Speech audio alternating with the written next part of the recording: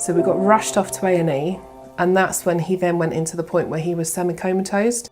Oxygen tube trying to keep him going as well. I'm sorry. His SAT went down to 80%.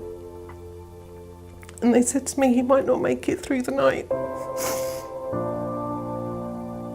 And he stayed like that for 48 hours. Winning your child to breathe is something I wouldn't wish on anybody.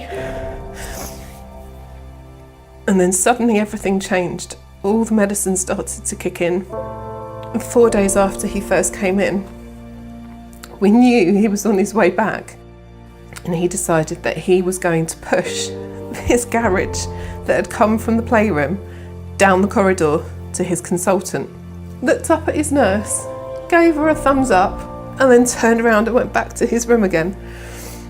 We'd gone from having this happy little baby to this baby that had red raw skin that was covered in pus and blood and weeping permanently, to the point where I couldn't even feed him properly. I had to wrap him in a towel so he didn't slide off my arm while he was feeding.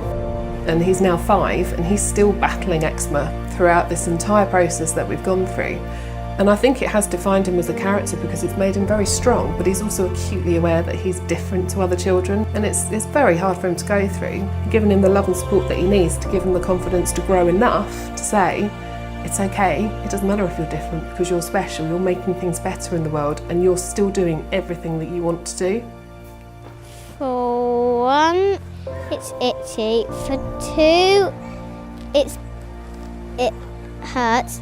And for 3, it bleeds. And I remember I managed to sum up enough confidence to go to a baby and toddler group in the town next to us. This little girl comes and plays with him, and they're just merrily playing with their cars together. She was totally unaware of he was just another kid that she was playing with. And her mum comes and picks her up and says, you don't want to play with that, you're going to end up catching something.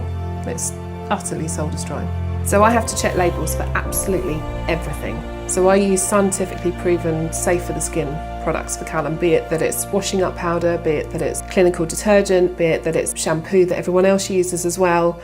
It's got to be something that if he comes into contact with, he's not going to have a reaction to it. So it's having to be constantly on top of what's going on, constantly checking labels because things change all the time. So for him to try and have the most beneficial use of all of his medication and all the clinically tested products that we use in terms of cleaning his clothes and so on, we have to make sure that it's keeping everything as calm and as gentle as possible on his skin.